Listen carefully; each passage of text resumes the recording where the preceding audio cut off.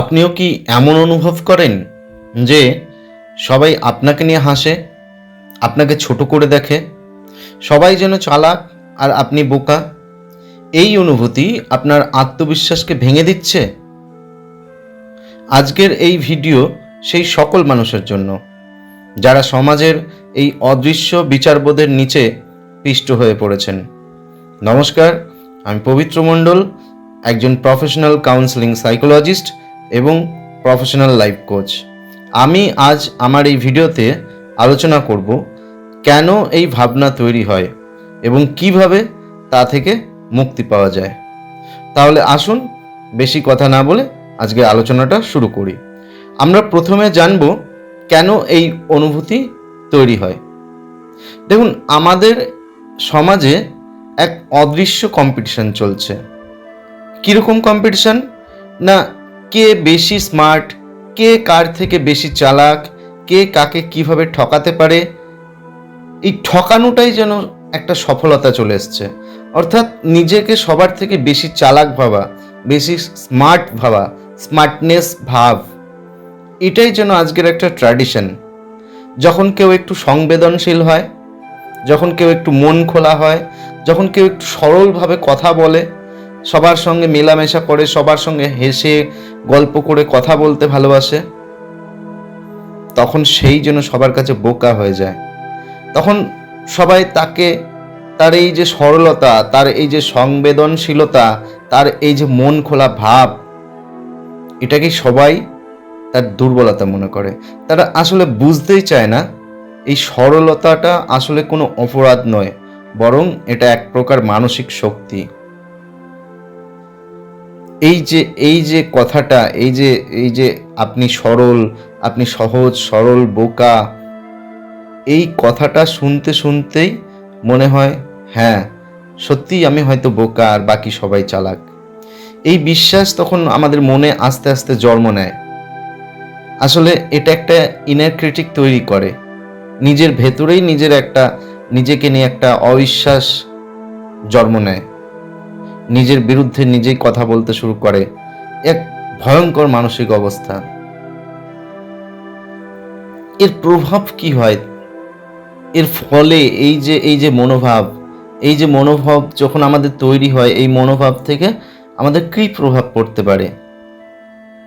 আমাদের মনে যখন এরকম অনুভব তৈরি হয়, এই অনুভবটা ধীরে ধীরে আমাদের আত্মবিশ্বাসকে নষ্ট করে দেয়। আমাদের সব জায়গায় মনে হয় যে আমরা সত্যিই হয়তো সবার থেকে বোকা, সত্যিই হয়তো আর সবাই আমার থেকে চালাক, সত্যি হয়তো আমি আর কিছু করতে পারবো না, সত্যি হয়তো আমি সবার থেকে পিছিয়ে পড়তে পারি। এই ভাবনাগুলো নিজেকে এত এত নিচে নামিয়ে দেয় যে নিজের প্রতি নিজের একটা ঘৃণা তৈরি হয়ে যায় এবং মানুষ এক ধরনের সামাজিক আতঙ্কে ভোগে। নিজের মধ্যে একটা কি বলবো, একটা নিজের যে কনফিডেন্স, সেই কনফিডেন্সটাই নষ্ট হয়ে যায়। এই কনফিডেন্স থেকে কি হবে? আপনার আপনার আত্মসম্মান, নিজের প্রতি যে নিজের সম্মান, সেটা নষ্ট হয়ে যাবে।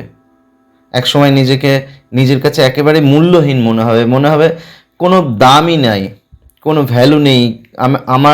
আমি কেন বেঁচে আছি, আমার কি ভ্যালু সমাজে, আমি কি করতে পারি কি করতে পারি না, আদৌ কিছু করতে পারি কি না, সেই সমস্ত মূল্যবোধটাই নষ্ট হয়ে যায় এবং এটাই ক্রমে এক মানসিক অবসাদ অথবা সোশ্যাল অ্যাংজাইটিতে রূপ নিয়ে নেয়। তাহলে এখন আমরা এখান থেকে কিভাবে বেরিয়ে আসতে পারি? দেখুন, এখান থেকে বেরিয়ে আসার বেশ কিছু টেকনিক্যাল পয়েন্ট আছে। এই পয়েন্টগুলো আপনারা একটু ফলো করুন। প্রথম পয়েন্ট আমাদেরকে যেটা করতে হবে সেটা হচ্ছে, একটা জিনিস মাথায় খুব ভালোভাবে ঢুকিয়ে নিতে হবে যে আপনার যে সরলতা, আপনি যে সবার সঙ্গে হেসে কথা বলতে ভালোবাসেন, আপনি সবার সঙ্গে মিশতে ভালোবাসেন, আপনি যে সরল সাদা একটা মানুষ, এটা আপনার দুর্বলতা নয়, এটা আপনার শক্তি, যেটা আর সবাই পারে না।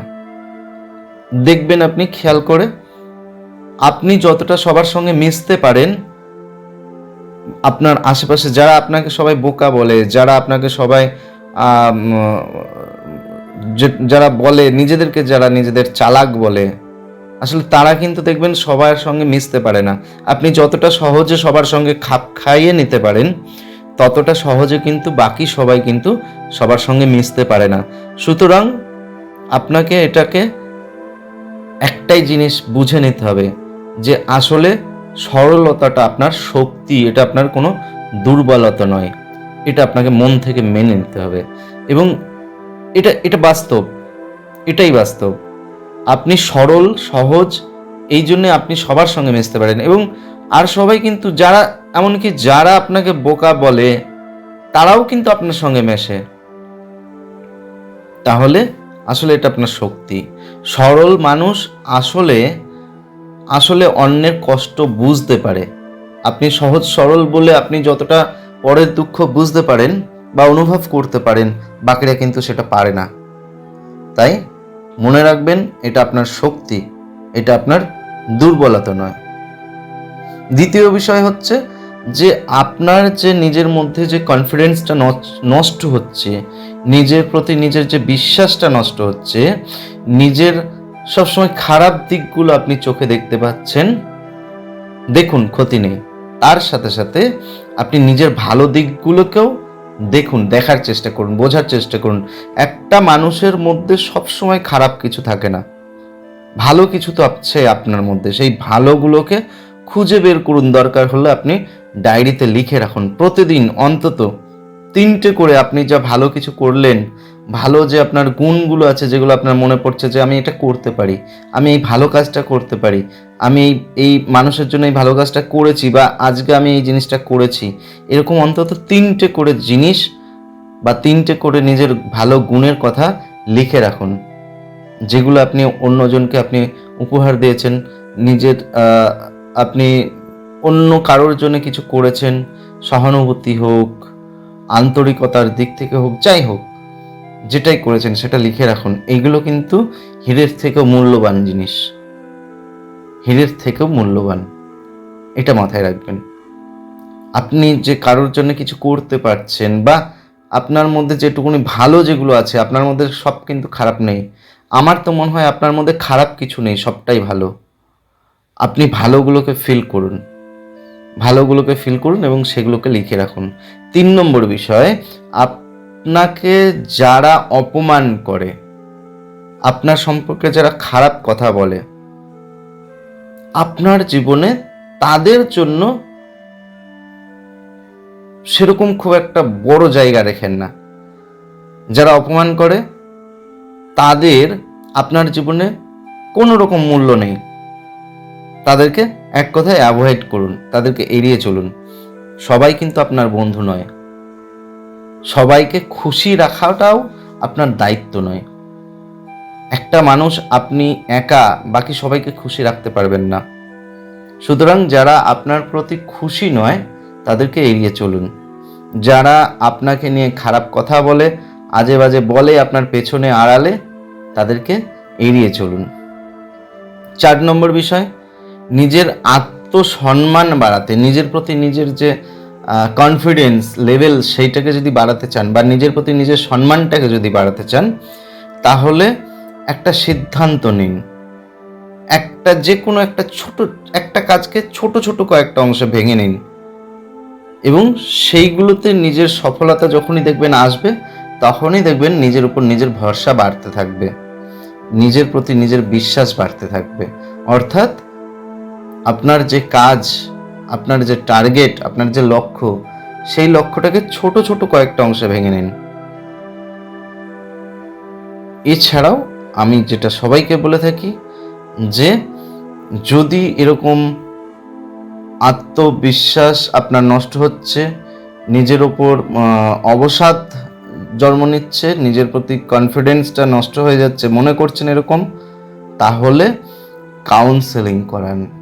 একজন ভালো প্রফেশনাল কাউন্সিলরের সঙ্গে কাউন্সেলিং করান। কাউন্সেলিংয়ের মাধ্যমে কিন্তু নিজের ভালো দিকগুলো আপনি খুঁজে পাবেন। একজন ভালো থেরাপিস্ট, ভালো কাউন্সিলরের সাহায্য নিন।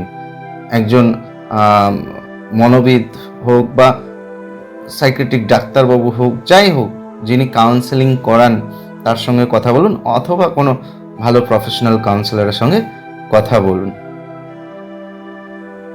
দেখুন, একটা কথা মনে রাখবেন, আপনি কিন্তু দুর্বল নন।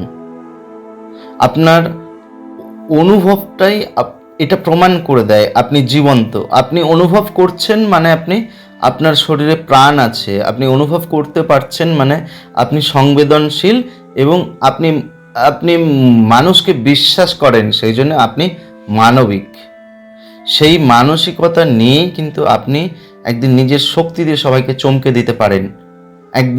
একদমই এটা সত্যি কথা। যদি আপনার এই মানসিকতা থাকে এবং এই মানসিকতা নিয়েই কিন্তু আপনি একদিন সবাইকে চমকে দিতে পারেন। আপনি যেই হন না কেন, যাই হন না কেন, আপনি মূল্যবান। নিজেকে ভালোবাসতে শিখুন। মনে রাখবেন, আপনি আপনার সবচেয়ে বেশি আপন। নিজেকে ভালোবাসুন, নিজেকে ভালোবাসুন, দেখবেন সব কিছু ভালো থাকবে। সুতরাং নিজেকে কোনোভাবেই, নিজের প্রতি নিজের বিশ্বাসটা কিন্তু হারানো যাবে না। ধন্যবাদ। এইটুকুনি আজকের বিষয়ে আলোচনা ছিল। ভিডিওর শেষে আমি এটুকুনি বলবো যে যদি ভিডিওটা ভালো লেগে থাকে তাহলে অবশ্যই একটা লাইক দেবেন। এটা আমার জন্য অনেক বড় একটা অনুপ্রেরণা, এবং এই ধরনের আরও মানসিক স্বাস্থ্যভিত্তিক যদি ভিডিও পেতে চান দয়া করে চ্যানেলটা সাবস্ক্রাইব করুন এবং পাশে থাকা যে বেল আইকনটা রয়েছে সেটা টিপে দিন। এই বেল আইকনটা চাপ দিলে কী হবে, আপনার নোটিফিকেশন অন হবে এবং আপনি আমার চ্যানেলে যত ভিডিও আসবে সমস্তগুলোর আপডেট কিন্তু আপনি পাবেন। আর একটা বিষয় এটা মনে রাখবেন যে আপনার ভাবনা হচ্ছে আমাদের ভিডিওর বিষয়, বা আমার এই যে ভিডিও তার হচ্ছে আলো বলতে পারেন।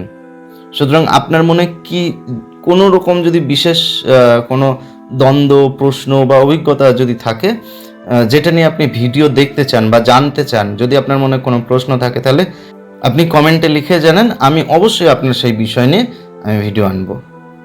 আপনি কোন বিষয়ে জানতে চান সেটা আপনি লিখুন, বা কোনো সমস্যা নিয়ে আপনার মধ্যে যদি কোনো কিছু জানার থাকে আপনি আমাকে কমেন্ট করে জানাবেন।